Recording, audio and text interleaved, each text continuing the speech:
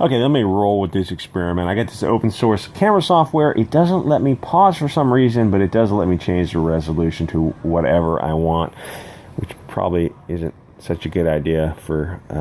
anyway, and my internet is out, so I've got to upload using mobile, which is why I'm using the open source software, which doesn't let me pause, which means I have to turn the pages without pausing. It's kind of annoying.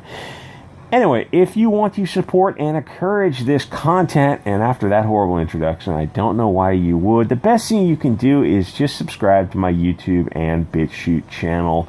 And thanks for all the subs on Bitchute recently. It's really weird. I don't know why. I don't know what has caused that, if that's an algorithmic shift or what, but I've been getting a sub a day for like 2 weeks, which is really weird, because usually on Bitchute it is, which doesn't sound like a lot, but on Bitchute it's really, really hard to get subs, so I don't know what happened, but thank you for that. Or you can click the links below if you want to send me your Comicsgate project, which I will gladly edit for you for free, and we'll make a video out of it. And those are a lot of fun. I like editing. Those videos don't get a lot of views, but I feel like a small, petty tyrant when I edit. And honestly, I think I'm pretty good at it, or at least editing the basic stories, you know, not like a professional author type of thing. Anyway, so the future of mainstream comics is grim. They have painted themselves into a corner with this wokeness. To not support wokeness is to support the Nazis in their mind. If you don't have a little BLM black cube or something on your Twitter profile for whenever that event was, well, you're literally a fascist, and they're literally shaking. The upside of this is that it makes for good review channels. The better news is that if you like comics, Comicsgate is the future, or at least the Comicsgate model of crowdfunding on social media is the future. Comicsgate seems to have gotten away from the idea of respect the customers. If we don't respect the customer, then what are we, SJWs? Or are we just grifters now? I won't name names, I'm just saying. I see a lot of shady behavior. Don't fight over petty BS. Work together, grow the movement. I've heard a few guys were trying to take Cecil's channel down, and there's that crinkly sound of pages turning as I go through my bullet points. That is what SJWs do. If you try to remove cash grab, that makes you an SJW. I have seen the tweets myself, and everyone deserves due process, so I'm not going to reach a conclusion just on those tweets without talking to the parties myself. But the tweets were pretty clear about trying to take down cash grab.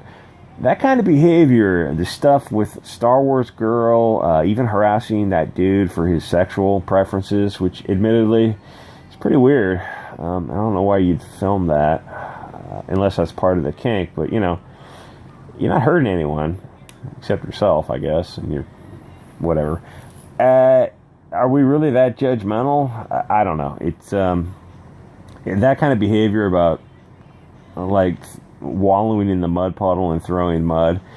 And I understand the guy was an asshole. I get that. I'm not defending him. He sounds, from my little interactions with a little understanding of the stuff between him and it's like there was a lot of assholery on both sides. So I'm not, I get that. But, like continuing to fight, I don't understand that. If you don't like SJWs, then why act like SJWs? People don't need to try to destroy each other. If you don't like Cecil, which I don't understand, fine. Make a video about how you feel. Invite him on. Give him a chance to address your points and redress your grievance. Finally, just leave each other alone and go your own way. Why follow someone just to hate watch them? There is plenty of, and that's why I don't post my stuff on Twitter anymore, like when the new videos were coming out, preview videos. Because I'm a little spicy on Twitter, I admit that. So people were coming and just downvoting the videos and then reporting the videos and getting them age restricted for whatever petty bullshit reason. So I don't post them on Twitter anymore. I post them on my Discord, but there's like 3 people in there. Yeah, that's why I don't understand the hate watching thing. It's like people are weird. There's other stuff to watch on YouTube. You don't need to watch someone you actively dislike. And here's a thought: make your own videos. It's turns out it's a lot of fun. It's, you know, all you need is a little tripod and a cell phone. Not everything needs to be drama all the time. Some of these arguments go on for months. Some with the Tim Lim stuff is going on for years, and Tim Lim is just a normie, nice guy who wants to make comic books. Doesn't deserve any of this kind of stuff. And we're talking about full-grown adults here. If it was women, I hope no women are listening, I could understand. They are wired like that. Remember the time when you looked at that whore's tits? Honey, that was like 2 years ago. I guess elephants never forget. I would never say that in person, because that would be my ass. With some of the people hanging around Comicsgate, I don't know if they're SJWs or just mentally ill. I keep saying either make peace or block each other, but try to make peace. Like reasonable adults in your 30s and 40s, right? I mean, it's just so developmentally disabled bundles of stickery.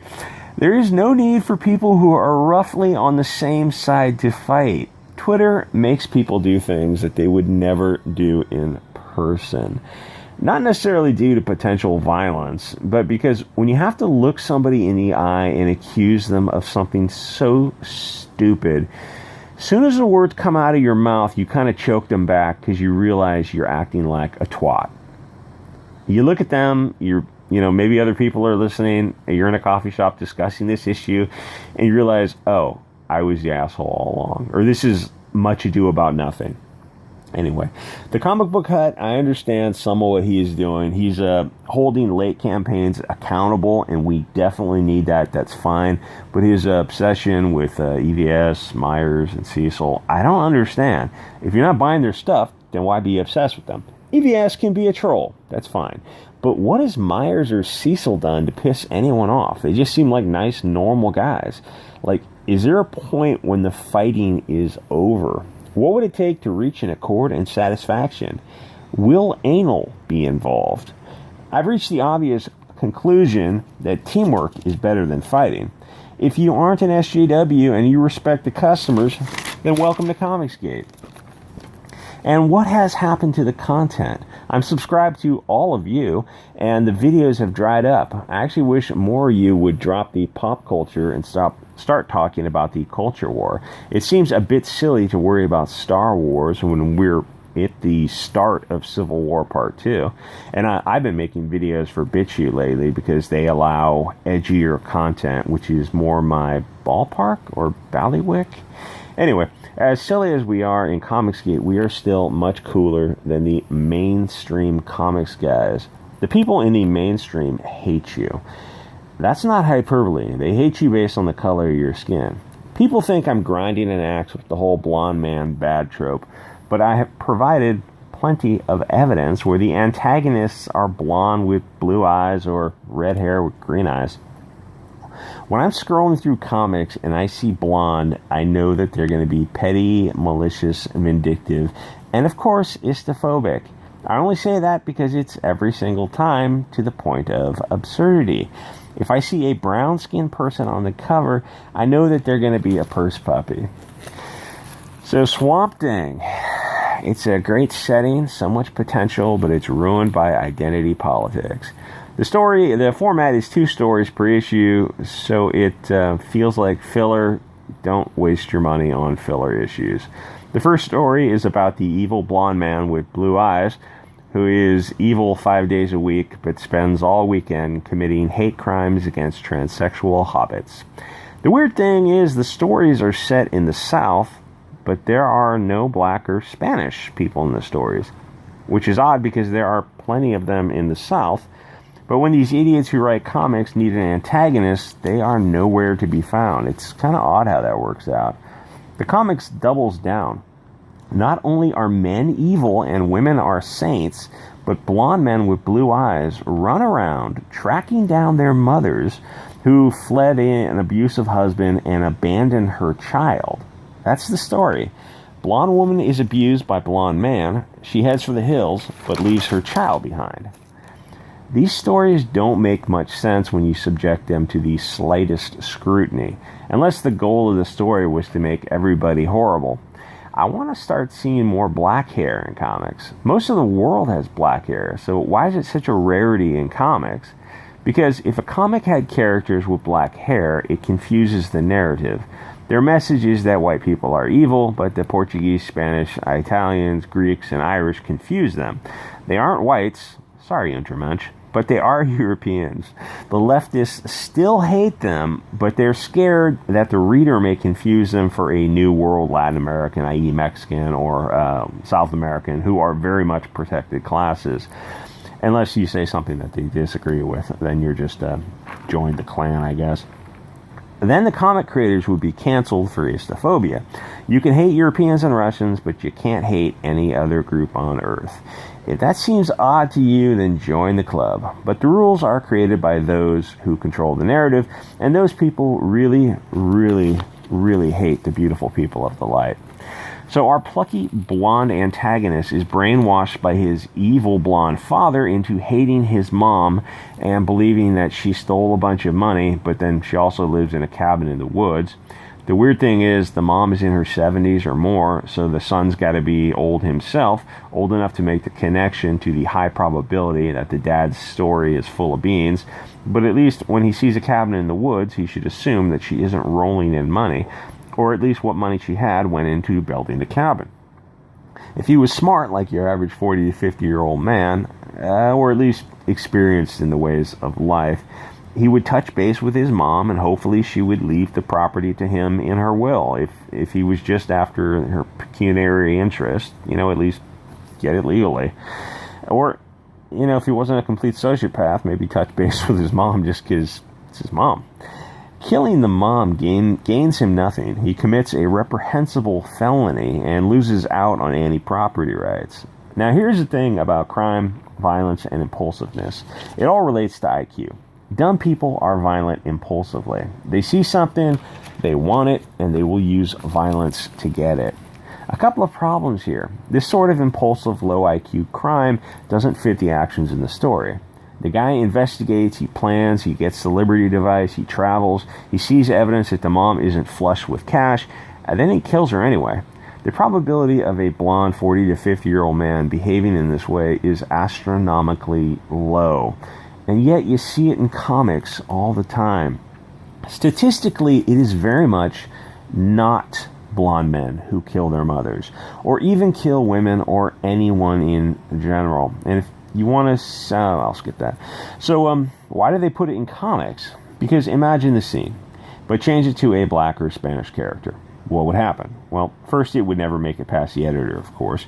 But assuming it did and DC printed it, what would happen on social media if they saw a black dude torture and kill his mother? The creative team would need to go into hiding because the angry mob would come for them. Because that's where we are now, in comics, movies, and society in general. It's Lord of the Flies, but really it's Lord of the Gnats. And I didn't make that up myself, I got that from Twitter. It's a small mob of very low IQ people using violence to achieve their goals. I was going to say it's just dumb teenagers, but there are plenty of Antifa in their 30s getting arrested. Oh, hey, if you're Antifa and you're at a BLM riot, the cops are going to arrest your skinny white ass because it's much easier to arrest a 160-pound Antifa white kid than a 230-pound black dude. Which reminds me, there's a race war at Chaz between Antifa and Black Lives Matter. Ha ha, I hope they all fuck each other to death. But I will do the video on that on Bitchute so I can truly express myself. It's not Antifa's fault. They're just the rot that is allowed to grow in the open wound that is Western civilization. Christianity replaced paganism, then socialism replaced Christianity, but I'll do a separate video on that, probably on BitChute. The second story opens with the beautiful blonde, red-haired family, and you know they're going to be evil. The blonde girl looks at the monsters and calls them monsters. Plot twist, it's F. Whitey. The blonde people are the true monsters. Who didn't see that coming? Swamp Thing, who is also a monster, saves the day. But at the end of the story, another little blonde, blue-eyed boy looks at the monster that is Swamp Thing and calls him a monster. Because all monsters look alike. That's the punchline. Get it? all monsters look alike because fuck Whitey. Sorry for swearing. So you get 2 stories in this issue, both F Whitey. Gee, what are the odds? I assume that this is just a rare exception, and it's not in 100% of the comics. Well, plot twist, it's in 100% of the comics. Hey, that wasn't bad for one shot. No pauses, no retakes. You're probably listening to thinking, Bianca, that actually wasn't that good. That I would say it disappointed me, but we don't have much expectations for you, Bianca. Fuck Whitey, because why not? Look, Mom, a monster. It's a monster. It's a monstrosity. It just means an abnormal mutated birth. I think that's what the old word means from like Middle English or some shit. Anyway, like, comment, subscribe. I'll get some better software so I can pause and turn the pages. If you want to support the channel, click the links, hit me up on Coffee, PayPal, Patreon. Really, the best way to support the channel is just subscribe, like, comment, leave a whatever. If you want to send me some comics, I'll give you my P.O. box. Or if you want to send me cash in the mail, if you want to be anonymous, that's fine too. And thanks to all those who have supported the channel. Someone gave me some money the other day and said, I'm just giving you money because you're an asshole. And we need more of that. And someone gave me $3 just because he said, you're based. Sweet. All right, guys, I will see you all next episode.